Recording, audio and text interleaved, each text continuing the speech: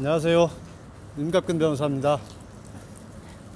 오늘 헌법재판소에서 감사원장과 서울중앙지검장 또 검사들에 대한 탄핵이 기각되었습니다. 그동안 대통령 변호인단에서 얘기했듯이 감사원장에 대한 탄핵은 대통령께서 비상계엄을 선포하게 된 결정적 계기였습니다. 그리고 그 감사원장에 대한 탄핵은 잘 아시다시피 정부의 주요 인사들이 사드 배치 관련 국가 안보 정보를 중국 측에 넘긴 그것에 대해서 감사를 했고 감사 결과를 발표하면서 수사 의뢰했던 부분이었습니다. 이 부분에 대한 보복과 어떤 이적 탄핵으로 감사원장에 대한 탄핵이 이루어졌던 것입니다. 이 탄핵이 오늘 헌법재판관 8명의 전원일치로 기각이 됐습니다. 그동안 여러 차례의 탄핵 소추에서 오늘까지 8건의 탄핵이 지금 기각되고 있습니다. 대통령의 비상계엄은 줄탄핵, 방탄탄핵, 보복탄핵, 이적탄핵을 통한 국정마비 시도, 헌정질서 파괴, 이에 따른 대통령의 고심으로 비상계엄을 선포했던 것입니다. 그런데 그 비상계엄의 원인이 됐던 탄핵들이 오늘까지 8건이 기각되고 있습니다. 대통령 비상계엄의 정당성이 점점 증명되고 있는 것입니다. 따라서 대통령에 대한 탄핵도 신속히 기각되어 마땅하다고 생각합니다. 그리고 어제 국회에서 천대엽 법원 행정처장의 즉시 항고 관련 답변이 있었습니다. 저는 그 답변을 들으면서 제 귀를 의심하지 않을 수 없었습니다. 저것이 법원 행정처장의 답변인가, 대법관의 답변인가, 그런 생각을 하지 않을 수 없었습니다. 아시다시피 즉시 항고는 검찰에서 판단해서 해야 될 일입니다. 그것을 법원 행정처장이 즉시 항고를 하라고 하는 듯한 취지로 답변하는 것은 삼권 분립에 정면으로 반하는 것입니다. 그리고 이미 구속 집행정지나 보석에 대해서 위헌 결정이 있었습니다. 그 연장선상에서 보면 구속 취소에 대해서도 당연히 위헌일 수밖에 없습니다. 위헌임을 알고도 즉시 항고하라고 하는 것이 법조인으로서 할 수 있는 판단인지 의심하지 않을 수 없습니다. 다른 의도나 목적이 없었다면 그렇게 할 수 없었다고 생각을 합니다. 그리고 즉시 항고의 필요성을 얘기하면서 상급심 판단을 언급했습니다. 그것은 1심 재판, 구속취소 재판을 했던 재판부에 대한 명백한 재판 개입이고 관여입니다. 법관의 어떤 재판 독립을 침해하는 것입니다. 그리고 상급심의 필요성을 언급해서 만약에 즉시 항고가 이루어진다면 어떤 상급심의 재판 가이드라인을 제시하는 것이라고밖에 볼 수 없습니다. 또한 판사는 판결로 말한다고 합니다. 즉시 항고가 이루어지면 즉시 항고를 맡은 법원에서 판단하면 되는 것입니다. 대법원도 마찬가지입니다. 영장에 대해서는 이미 법관의 고유 영역으로 지금까지 판단을 받아왔습니다. 대법원에서도 영장에 대한 항고를 인정하지 않고 있는 것이 대법원 판례입니다. 법원 행정처장의 답변은 위원에 대한 판단에서도 잘못됐을 뿐만 아니라 대법원 판례도 대법원을 부인하는 자기 부정일 수밖에 없습니다.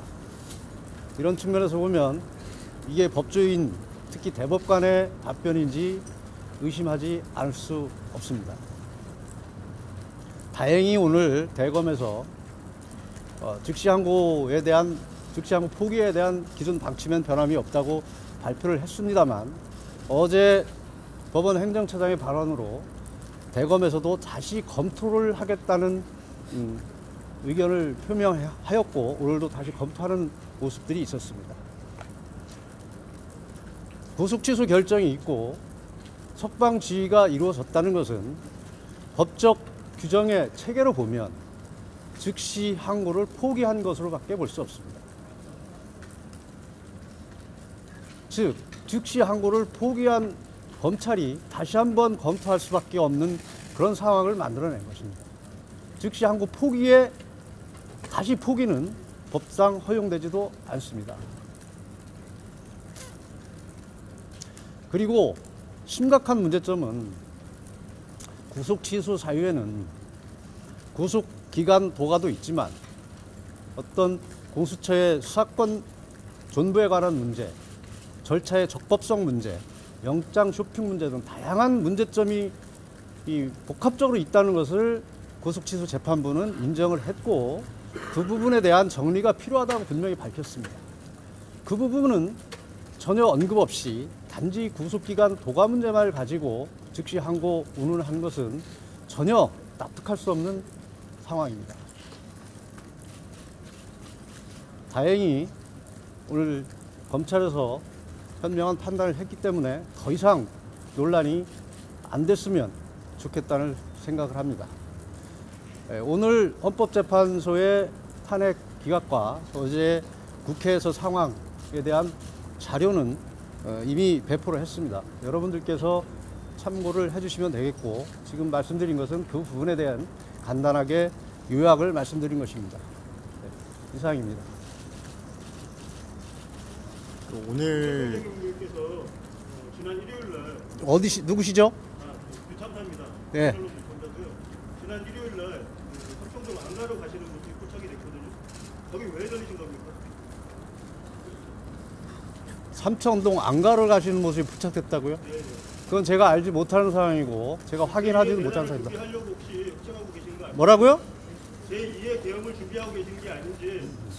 그런 추측성 질문은 받지 않겠습니다. 그래서 언론 보도로는 지금 그 관저에 됐습니다. 예, 혼자 나가십니까? 네, 말씀하세요. 그럼. 오늘 탄핵 선고에 대해서 대통령님 따로 전한 말씀 있으시죠? 따로 없으셨습니다. 8년 전에 이완규 법무처장께서 저술한 걸 보면은 구속기간 선정할 때 날로 해야 된다라고 적어놓으셨던데 거기에 대해서는 좀 어떻게 판단하십니까? 그러니까 법의 명문으로는 날로 돼 있지만 저도 검사 출신입니다. 검사 있을 때도 그 문제에 대해서는 항상 이게 언제 터질지 모르는 시한폭탄처럼 문제가 있다는 인식하에 구속 만기 하루 이틀 전에 다 기소를 했습니다. 그래서 지금까지 그게 불거지지 않았던 부분입니다.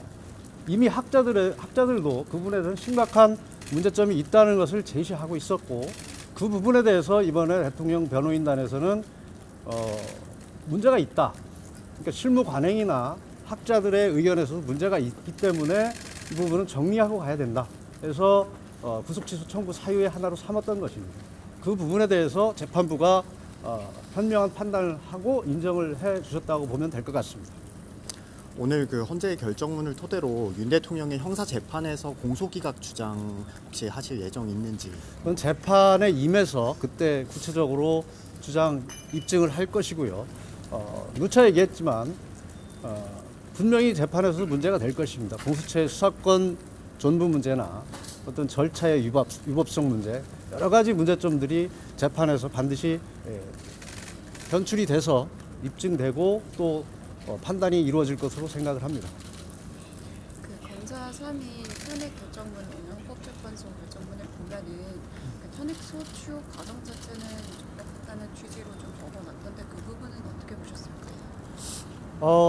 탄핵 수추 부분에 대해서 또 형식적 적법 요건을 갖췄는지 모르지만 그동안 탄핵 수추 재판 진행되는 과정에서 수추 사유가 불명하다는 지적이 분명히 재판부에서도 있었고 일부는 기자회견장에 없었다는 것이 확인돼서 철회하는 이런 해프닝도 있었습니다.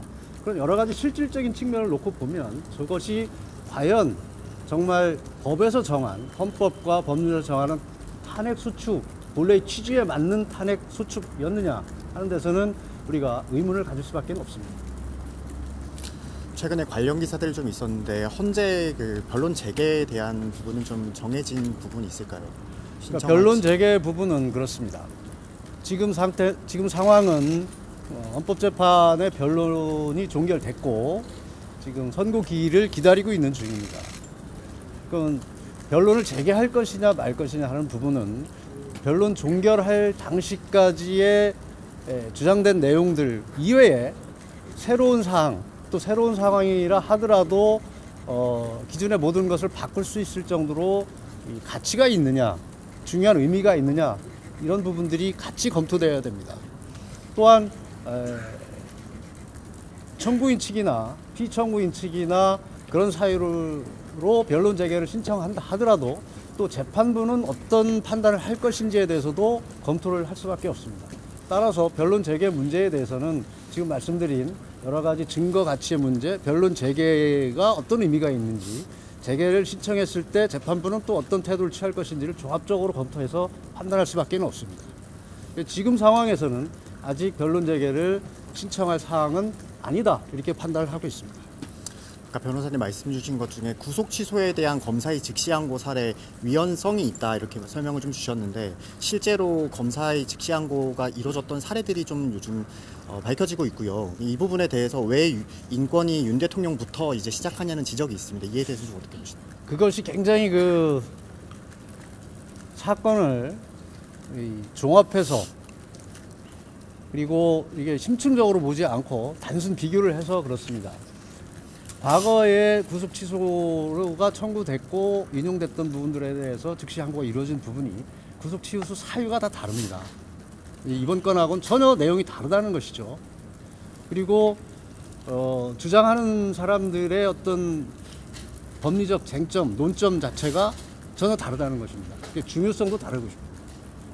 그리고 이번 사건에서는 구속 취소 사유로 구속기간 도과라는 명백한 사유, 그다음에 수사권 문제, 적법 절차의 문제 복합적으로 주장이 됐던 것이고 이 부분은 왜 대통령부터 시작이라는 말들을 많이 하는데 이것은 교묘한 어떤 대통령에 대한 특혜 시비를 불러오려고 하는 나쁜 의도가 있다고 생각합니다. 대통령부터 시작한 것이 아니라 대통령의 변호인단들이 분명히 이 부분에서는 문제가 있다고 생각을 해서 법리적 주장을 한 것이고 그 법리적 주장이 재판부에서 받아들여진 것이지 대통령이기 때문에 주장이 됐고 대통령이기 때문에 받아들여진 것이 아닙니다. 이 부분은 분명히 일반적인 사건에서도 똑같은 상황이 있었다면 주장을 했을 것이고 받아들여졌을 것이라고 저는 확신을 합니다. 구속기간 날수와 시간 계산 관련해서 그제 대검찰청이 일선검찰청에 날수로 종전처럼 이제 하라는 그런 지침을 내렸습니다. 이에 대해서 지금 어쨌든 즉시항고를 통해서 좀 다시 판단을 받아봐야 되는 거 아니냐는 지적들이 있는데 이 부분에 대해서 한번 다시 말씀해 주시죠. 대검의 어떤 그 지침이라는 걸 언론 보도를 통해 봤습니다. 그러니까 법문에 날로 돼 있으니까 그런 지침이 내려갈 수밖에 없다는 상황도 이해를 하지만 그 뒤에 붙은 보충 설명을 우리는 유념해야 된다고 생각을 합니다. 이런 시비가 생기지 않도록 날로 계산하더라도 시비가 생기지 않도록 엄격 처리해달라는 그런 지침에 저는 방점이 있다고 생각합니다. 지금까지 실무에서도 날로 계산했지만 이게 문제가 될 수도 있다는 전제 하에서 모든 검사들이 문제가 터지기 전에 기소를 했기 때문에 문제가 되지 않았던 것입니다. 그런데 이번에는 그 부분에 대해서 공수처에서 검찰로 넘어오고 하는 과정 속에서 놓친 것인지 잘못 해석한 것인지는 모르지만 분명히 문제가 생겼기 때문에 변호인단에서 주장을 했던 겁니다. 제가 알기로는 이 부분 공수처에서 검찰에 송부하는 과정에서도 공수처에서는 사건을 더 들고 있으려고 했고 검찰에서는 조속 송부를 해달라고 요구하는 과정이 있었던 것으로 압니다. 그나마 검찰의 강한 요청으로 며칠 더 일찍 송부했던 걸로 알고 있습니다. 이 부분에서 구속 기간에 대한 문제는 잠재적으로 본인들도 다 인식하고 있었고 알고 있었던 내용들입니다. 이 부분에 변호인단 측에서 분명히 문제를 인식하고 법리적 주장을 했을 뿐이지 이것이 대통령이기 때문에 했던 것이 아니라는 것을 다시 말씀드립니다. 그러면은 재판부의 구속 취소 결정문을 토대로 다음 형사 재판에서 공소기각 주장을 하실 예정이신 건가요? 그 부분은 재판 때 말씀드리겠지만 아까 말씀드렸듯이 법리적인 문제에 대해서는 다 주장을 할 것이고 그 부분에 대해서 미리 결론을 가지고 말씀드리기는 어렵습니다. 그 헌재의 결정 지금 기존의 그 언론이 좀 관측했던 것보다는 좀 밀리는 더 이제 심리 기간이 좀 늘어나서 지금 기존의 대통령 탄핵 사건보다는 지금 최장을 기록을 할 거라는 관측이 또 있습니다. 이에 대해서는 좀 심리가 길어지는 부분 어떻게 보십니까?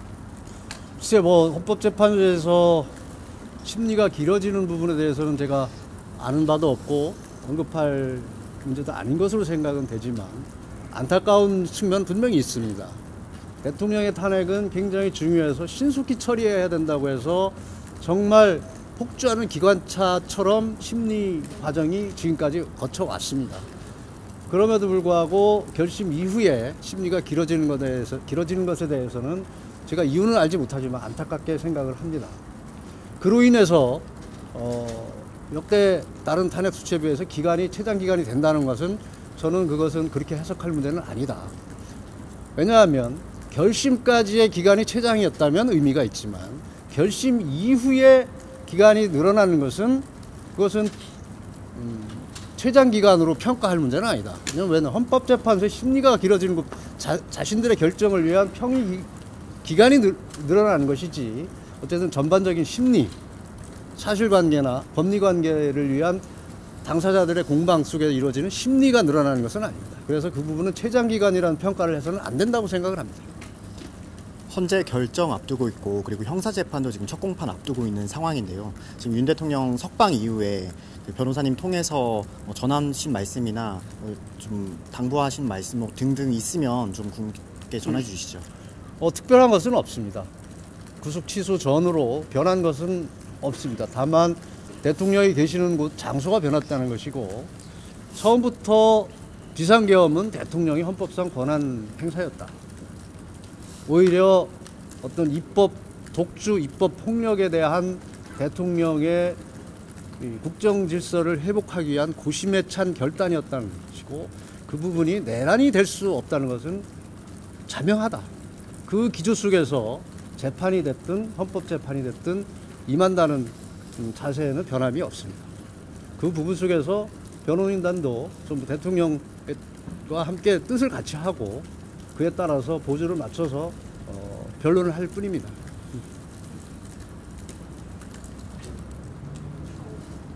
변호사님 그 결정 1심 구속 취소 결정문 보면은 그 변호인들이 주장한 구속 취소 사유들에 대해서 상급심 판단이 없어서 구속 유법성 따지기 어렵다는 취지의 말도 했었는데 법행처에서 그 뜻을 그대로 풀이했다고 생각을 하면 즉시항고 통해서 판단을 받아보자 한 건데 그게 어떻게 재판 개입이고 정치적인 판단인가 싶어서 상급심 판단이 없다는 것은 지금까지 전례가 없다는 것뿐이고 분명한 것은 구속 취소는 그 1심 구속 취소 재판부의 결정이었던 것이고 거기에 대해서 이미가 아니라 거기에 대해서 즉시 항고가 이루어지지 않은 부분에 대해서 대법원의 법원 행정처장이 왈가불가해서는 안 된다는 것입니다.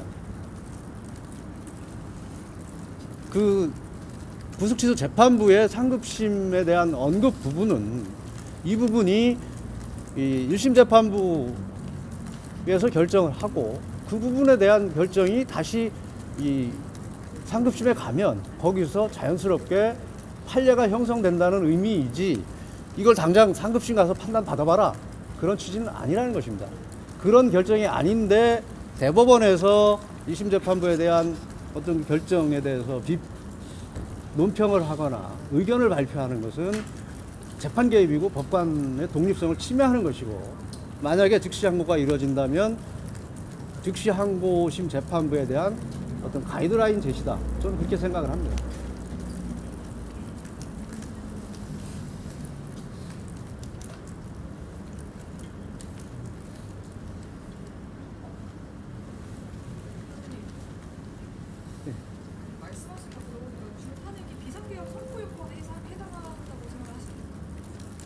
그렇습니다.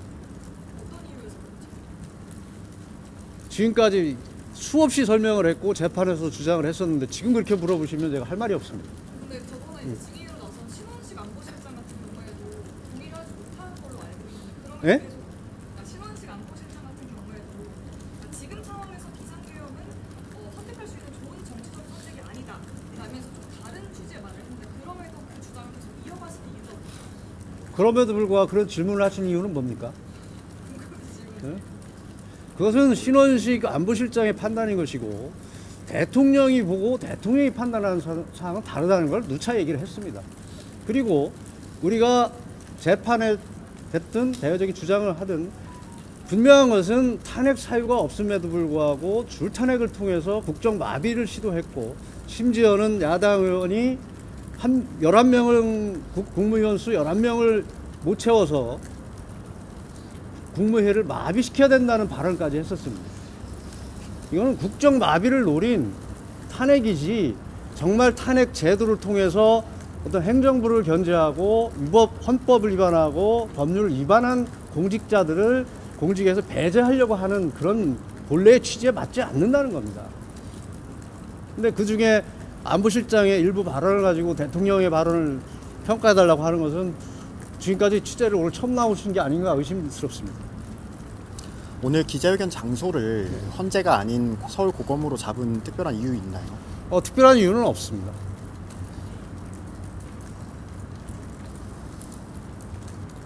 안녕하세요, 변호사님. 저는 여기 법조타운에 있는 수초법원판입니다. 조금 전에 질문이 있었는데 바로 이제 사법부라는 게 상법 분리가 아니겠습니까? 그러면 이제 검찰 행정부죠, 법무부. 그걸 사법을 입법, 사법, 행정부로 해서 사법부 첨대역 아마 했던 시각이에요. 행정부에 지금 여기 있는 기관에 항고를 해라 말이야. 이러한 지금 시민들이 의견이 많아. 왜 상법 분류를 모르시는 거지? 대법원에 계신 천대역 행정처장께서 다시 한번 좀 명확하게 좀 국민들에게 상법 분류가 가장 기본적인 건데 왜 그런 발언을 하셨을까? 왜 항고를 해라 말아라? 사법부에서 그걸 침해하셨는지 한번 좀 말씀 부탁드리겠습니다. 그러니까 아까 말씀을 드렸습니다. 즉시 항고 여부에 대한 판단 권한은 검찰에 있습니다. 검찰에 있는 부분에 대해서 대법원의 법원행정처장 대법관께서 언급하시는 것은 삼권 분립에 분명히 반한다고 말씀을 드렸고요. 적절치 않다. 그리고 그 부가 설명이나 여러 가지 이유를 봤을 때 어떤 헌법과 법률에도 위반되고 특히 정치적 중립성에는 심각하게 위반 소지가 있다. 저는 그렇게 생각을 합니다. 그러면 대통령님께서 15일 날, 1월 15일 날 국민들에게 전달하셨던 말씀이 있었습니다. 지금 불법이 더해지고 있다라고. 이거 형사 사건에 국민들이 정말 그 입장에 섰을 때 억울한 일이 없도록 그런 본인 희생에 가면서까지 자진 출석하시면서까지 유혈 충돌을 막고 그걸 위해서 자진 출석하신다고 하셨어요. 지금 어느 정도 밝혀지고 있습니다. 조금 더 강력한 메시지 직접 국민들께 좀 주셨으면 바랍니다. 특히 청년들, 우리 젊은 세대들이 그런 걸 고대하고 있습니다. 예, 그동안 대통령께서는 충분히 말씀을 하셨고요. 지금까지 이 계엄 선포 이후에 진행된 일련의 수사나 재판 그리고 헌법재판의 과정을 보면 정말 법치가 무너졌다, 법치가 사망했다 이런 평가가 지속되고 있습니다. 이런 것을 바로잡기 위한 과정 중에 하나가 비상계엄 선포였습니다. 하루속히 탄핵이 기각돼서 대통령이 대통령직에 복귀를 하셔서 지금까지 쌓이고 쌓인 감춰졌던 것이, 드러나지 않았던 것이, 눌려져 있던 것들이 드러났습니다. 이 부분을 빨리 회복을 하고 법치가 확립되기를 저도 바라고 있고, 그것이 대통령이 비상계엄을 선포했던 기본적인 마음이시고 생각이라고 저도 생각을 합니다. 오늘은 여기까지 하겠습니다. 고맙습니다.